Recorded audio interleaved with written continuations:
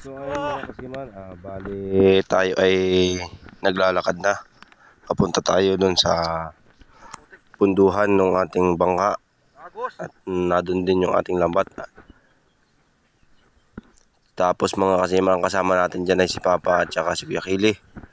So ayan mga kasiman, naglalakad-lakad muna kami papunta sa punduhan. So abangan nyo na lang mga kasiman yung mga mangyayari pa. Alright mga kasiman.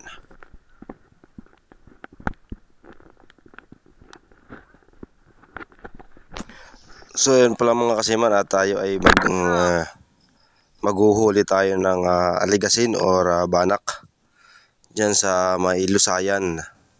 So medyo hibas pa naman mga kasiman, kaya yun ang ating palakaya muna ngayon at may bagyo. Malakas dito sa amin, hindi tayo makapag-dive. Kaya yun lang muna mga kasiman yung ating paraan ng panghuhuli ng pang-ulam, panghuli ng banak. So ayun lang mga kasiman. At abangan nyo mga kasiman kung paano kami manghuli ng banak na kapag hibas mga kasiman ay yan ang gamit namin dito sa amin panghuli ng banak. So abangan nyo mga kasiman.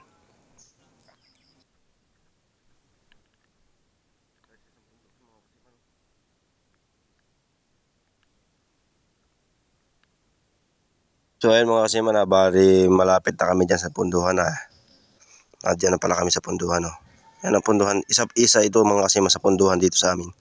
Bali dalawa ito mga kasiman, doon sa kabila at saka dito. Ito yung malapit-lapit sa may bahay. So ayun mga kasiman, dyan yung bangka natin. Ayun, sa may dulong yun. So abangan nyo mga kasiman Alright mga kasiman, always dive safe sa mga master natin dyan. Alright. Nagsisimula na kami mga kasiman. Ayan yung mga lambat. Ayan. So bali mga kasiman, dyan ay tayo ay nagkakalat ng lambat. Naghati kami doon sa lambat ni Kuya, ni Kaputol.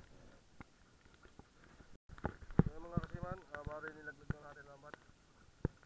Hatagi na. Ayan.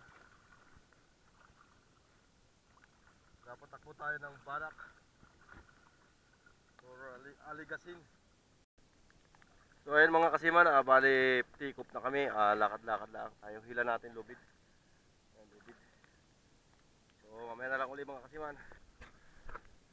So ayun mga kasiman, bali tikop na kami Ayan.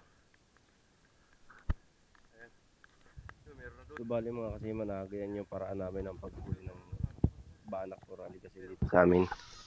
Ayan mga kasiman, meron tayong isa na sumabit na sa lambat. So ayan si Kuya Kili, yung hinihila niya yung lambat, pinaiikot pa para lumiit yung pinakang sakop para hindi makalokso ng malayo yung mga banak. So ayan mga kasiman So ayan mga kasiman, bali ayan po, at yan yung isang unang kalat natin. Ayan po, at may kinakalas si Papa na isang isda na kung tawagin ay husuhus. Ayan mga kasiman yun, isang husuhus yan mga kasiman.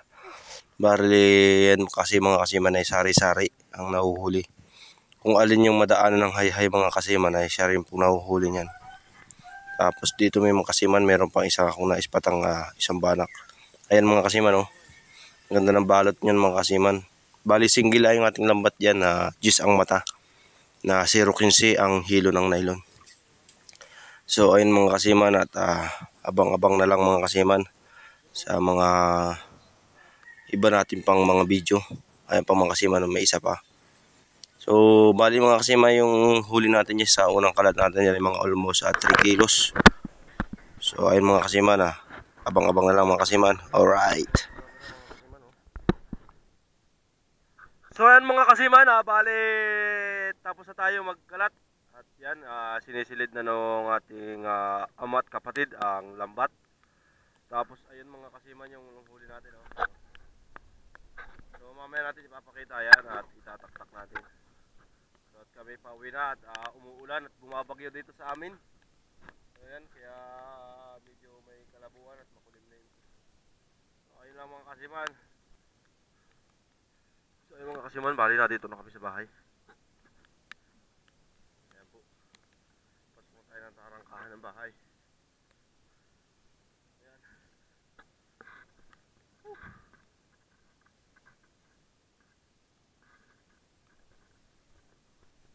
So ayan mga kasiman, bali nandito kami sa bahay. Ayan. Ayan mga kasama ko. Oh. Dapat pa kasama natin. Ayan. Bali ito lang mga kasiman yung huli natin. Oh. Ayan po. Oh. Tinataktak po ni Papa. Mga banak po.